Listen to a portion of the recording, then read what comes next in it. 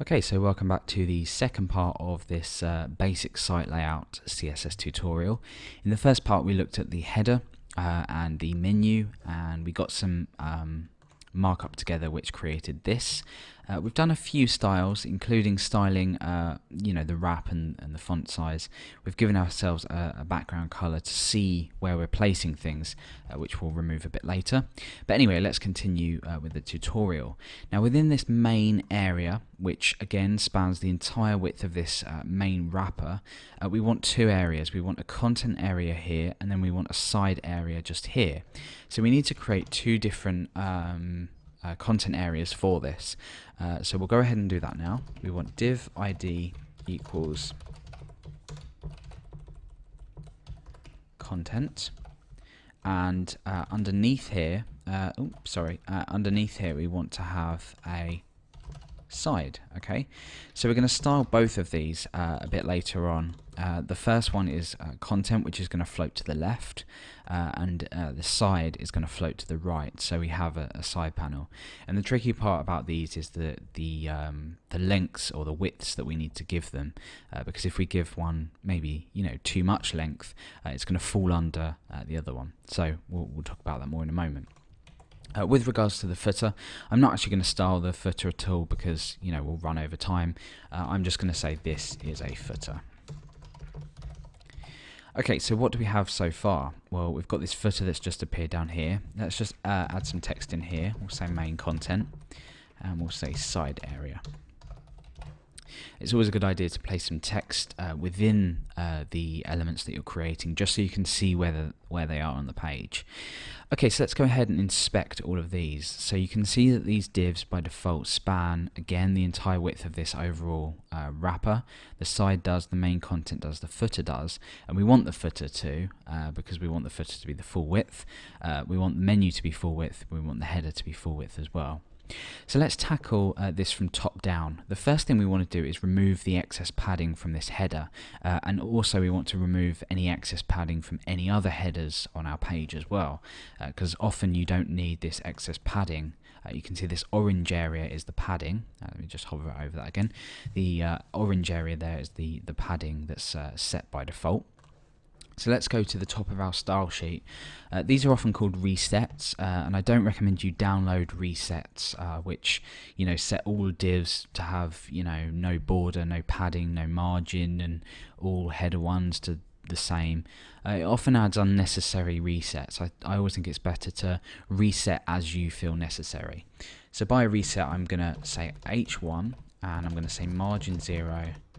Padding 0, and if we need to add any other elements to this list, we can do so. For example, we could say any unordered list, we want to set the margin to 0 and the padding to 0, and in actual fact we do want to do this, so I might as well leave it in for now. When I refresh, you can see that we've got this problem of the list styles still being there, but everything's a lot tighter now, and we've got much more control over it. We don't need to reset as we go down our page, waste any more lines of CSS.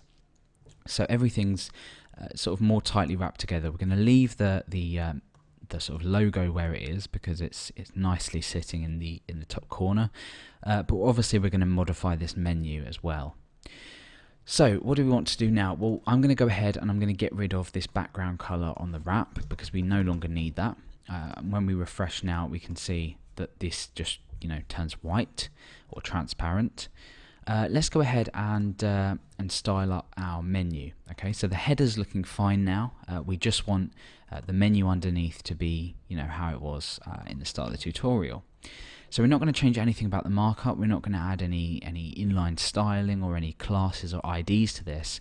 We're going to identify the UL within the menu, style this appropriately, and then style subsequent menu items or list items appropriately as well. So let's go ahead and do this. For the header, actually, we're going to go ahead and give a margin bottom on this. This is just going to pull down, give it 10 pixel margin bottom. This is just going to pull the menu down slightly, so we've got slightly more room underneath the header to go ahead and style the menu up. So let's go ahead and do this. So hash menu UL. What do we want to do to the unordered list? Well, we want to set the list style to none.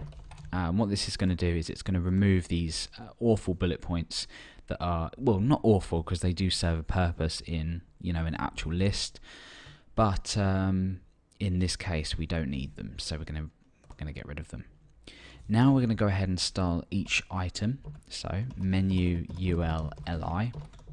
Now what we want to do for each of these menu items is float them left, and this way they're going to sit all next to each other, and that's exactly what we want. So we're going to go ahead and we're going to float each of the LIs within the UL within the menu, so any menu items we're going to float left. Now you can already see the problem here in the sense that the main content has come up and sat next to the menu item. And what we're going to do is we're going to be creating, we're going to create down here a class called clear. And obviously it's a class, so it can be reused any amount of times in our page. IDs like wrap, header, menu can't be used twice. Clear is going to clear any floated elements, and this means that we're going to avoid the problem like this. So let's go ahead and say clear both. So we're clearing both. We could just say clear left, but we're clearing both because if we float any items to the right, we also want to clear them as well.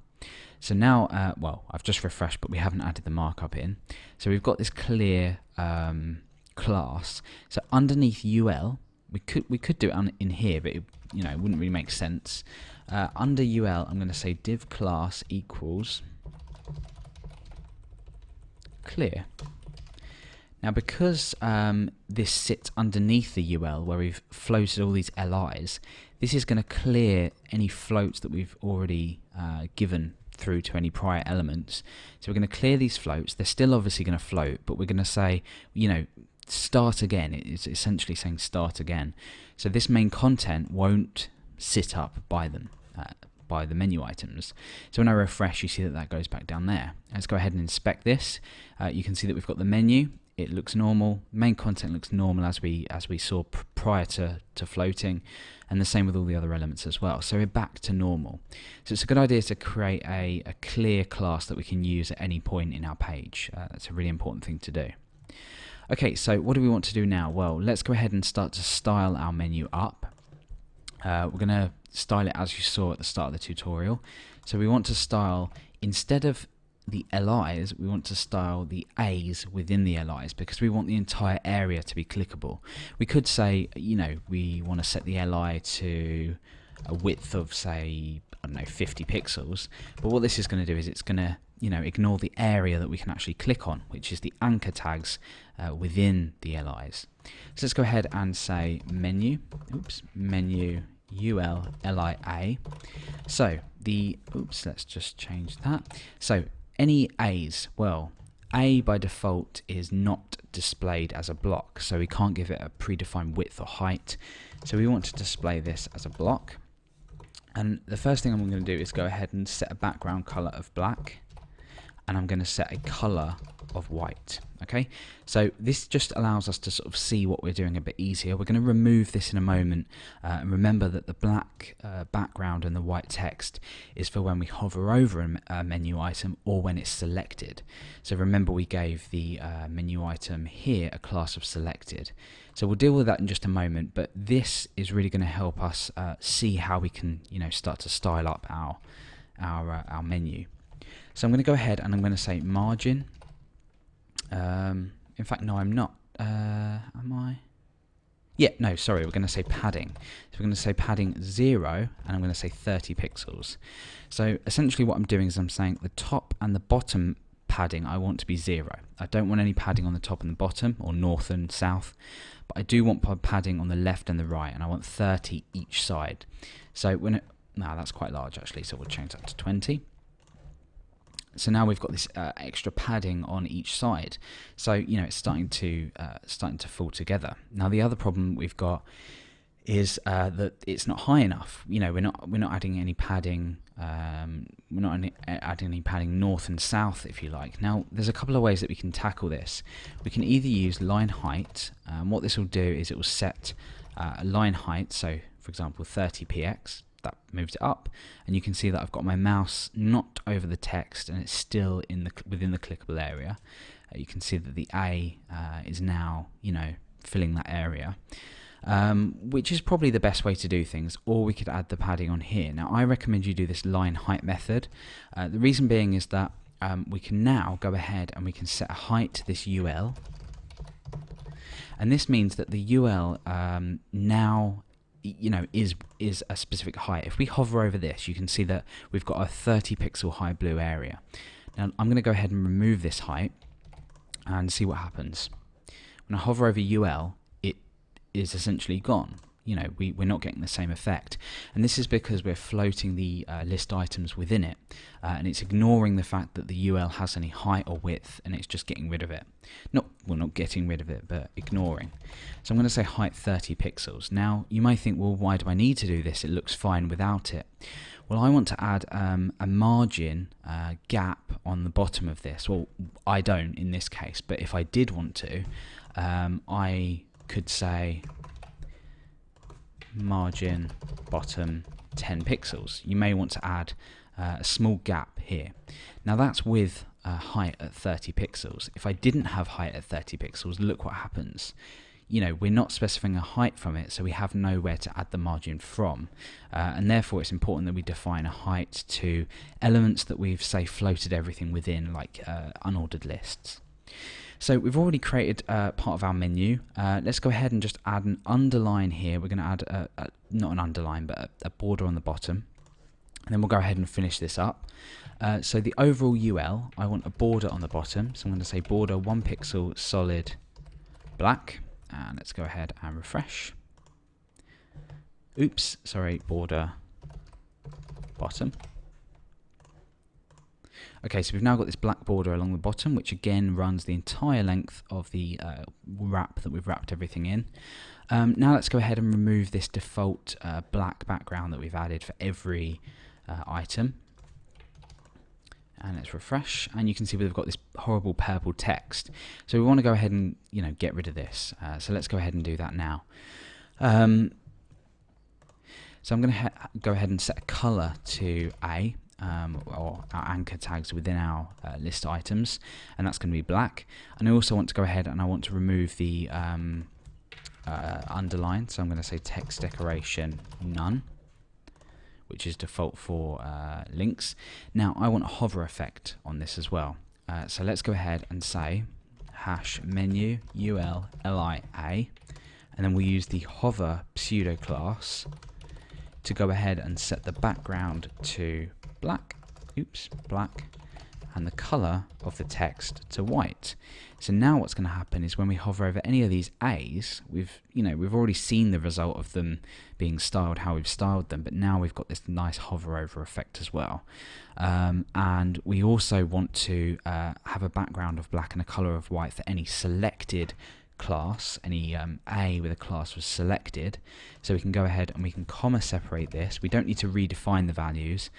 We can just say A dot selected, and this means any A tag or anchor tag within this that has a class of selected. Notice I don't have a space in here, so there's no space within that. So we've already got one of them defined with a class of selected, which is about us, and we've now got this area that's black with white text within. And I think in the example prior to this I had underlines as well, but that's fairly easy to go ahead and put in as well. So we've styled our menu here, everything's looking okay. Now in the second part, or the next part of the tutorial, we're going to go on and look at the styling the main content and the side area. The footer's less relevant and we're not going to be doing too much with that, but the main content and the side area is some interesting styling going on there.